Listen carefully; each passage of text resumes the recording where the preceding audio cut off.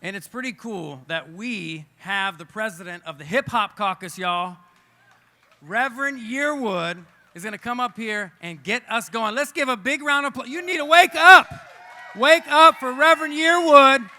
This man has marched all across this country, came to Leesburg to help us stop the Mountain Valley Pipeline. Reverend Yearwood, we are honored to have you.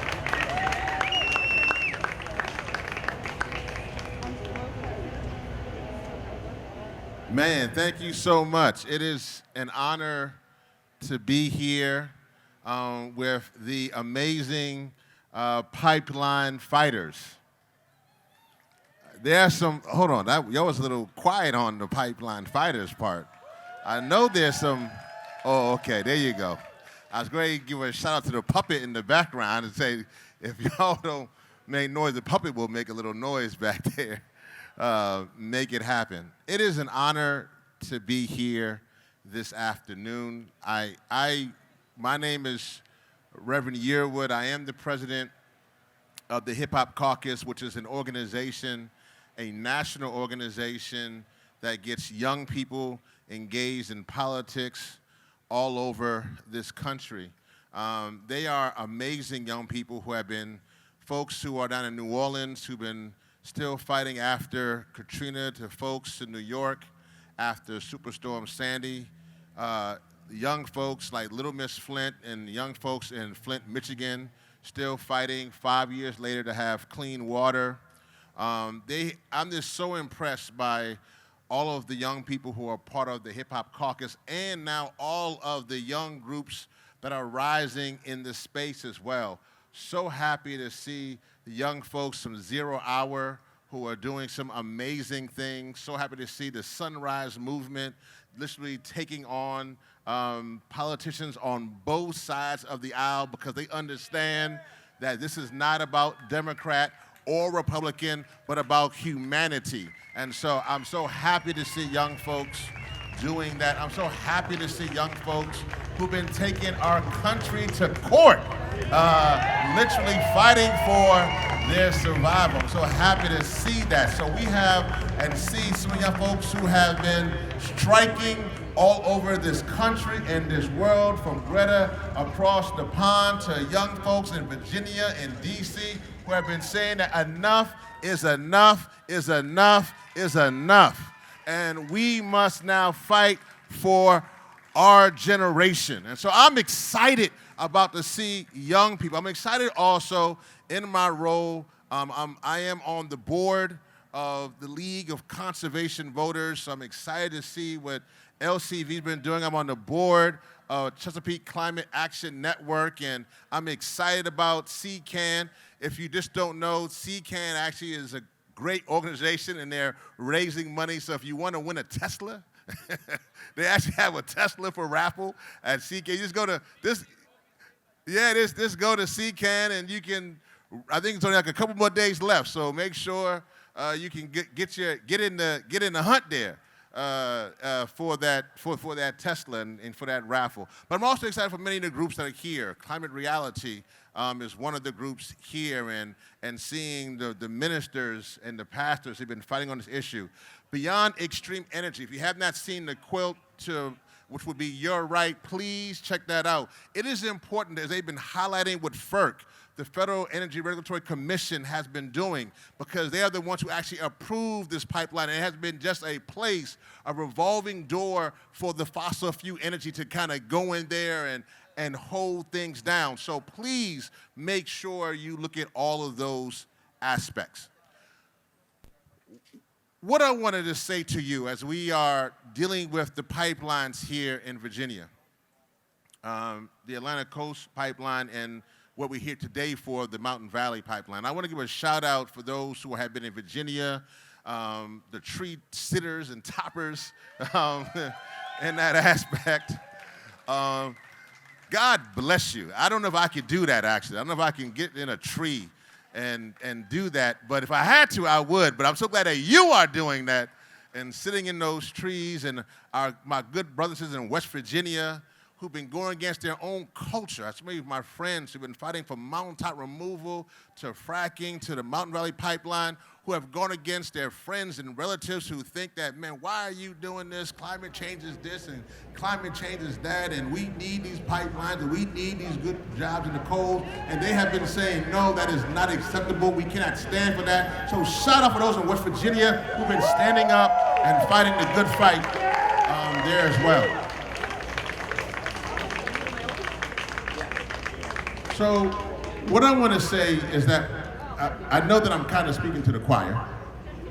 I know that pretty much the group here gets it. But what I wanted to share today with you is this fight and where we are. And I wanted to come here in particular to Virginia because, as you know, I've been in many pipeline fights. I was in Standing Rock fighting the Dakota Access Pipeline fight, was there with my good friends from Naomi Klein and Bill McKibben and so many others. We fought against the Keystone XL pipeline before that, and that still ain't been built. So to those who were, this is my little tug here, for those in the Barack Obama administration who told me that that pipeline is built, you're no longer in office and that pipeline is not built. So that just shows you that it's not about organized money, but about organized people, and why we must, again, center ourselves on not just permanent friends, but permanent interests. Our interest is this. They told me I have this short amount of time to speak. I want to make sure I get this across.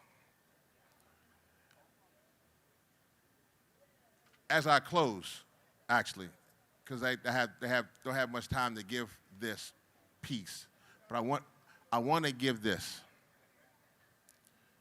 I want to come to Virginia because yesterday was the anniversary of Brown v. Board of Education. And I wanted to come to Virginia because on the 65-year anniversary of Brown v. Board of Education, in Virginia, the schools were actually shut down. There was something called massive resistance, in which people refused to have their children go to school, black children and white children going to school together. Virginia created the Great Commission, that was two. And even though the governor had called for cooler heads, the schools were shut down, not for months, but for some time, 4 years. And so as we look back upon that, and I say that there are many whose fathers and mothers and grandfathers were on that fight, and I'm not asking you to call out your family.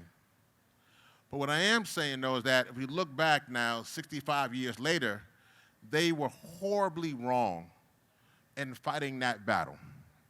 It's very obvious now, 65 years later, how wrong they were in fighting the battle to make sure that we can have white children go to this school and black children go to, it's just obvious now that we sit in this courtyard, it's hard with the Confederate shoulder in front of me, and it's difficult to, the images are still all around what we're still fighting. But regardless of that, we know now how wrong that was and how great it is for us to have come together. See us here, black, white, brown, yellow, male, female, straight, gay, atheist, theist, humans out here. We know how beautiful it is for us to come together. But this is what I wanted to close and tell you why these pipelines, why we must fight this pipeline right now, and why we must stand up, is because 65 years from now, while we can stand here and say, wow, they were so wrong to create that massive resistance and they stopped the schools in Virginia. 65 years, we don't have 65 years. That's the difference with that movement and this movement. While that movement was fighting for equality, and while we're still fighting for equality, we are now fighting for existence. And the difference now is that 65 years from now, sea levels will be rising, water will be polluted, air can't be breathed. That is the difference now, that existence is on the line. That's the difference. And so this is why our fight, our battle is so much different. We can't sit in a courtyard and say, well, you know, Grandma was wrong, or Grandpa was wrong, or Uncle Sue, Uncle Bob, Aunt Sue was wrong. No, the difference now is this, is that when you have reports coming out from the IPCC, so you only have 12 years, that was last year, when you have reports coming out that we will have 1 million species that will face extinction over the next 1,000 years, and that it was not a very long time or even shorter, when we have a situation right now when our children realize that their existence is on the line, it won't matter what school they go to. It won't matter what place they work. It won't matter what home they live in. It won't matter if they come to the back door or the front door of the courthouse. What matters now is the fight that you're doing to stop this pipeline. The Mountain Valley Pipeline is literally a battle for the existence of us now and for future generations. This is not a game. We can't sit back 65 years from now and sit back and say, oh, this was so good. So I start with this. There are going to be so many great speakers who are going to come to this podium, who are going to tell you the issues why and how come. And you got to be educated and prepared to be organized and mobilized and energized. And if I had more time, I would tell you why we need to broaden our movement and break into silos within our movement. But I don't got time for that. But what I want to leave you with this is to remember this. The day after Brown v. Board of Education, on the 65th anniversary, we can sit in this courtyard as beautiful humans from all types of hues, all types of races, all kinds of orientations, all kinds of beliefs, and we can come in this courtyard and say, thank God for those who fought against that wrong policy. But the next generation, 65 years from now, won't have that opportunity if we sit on the sidelines. So we got to be all in, lay it all on the line. If it means we got to give it all up to stop this pipeline, stop every single pipeline, and ensure that we transition from fossil fuel to clean energy, then we must do it. All power to the people. God bless you and thank you.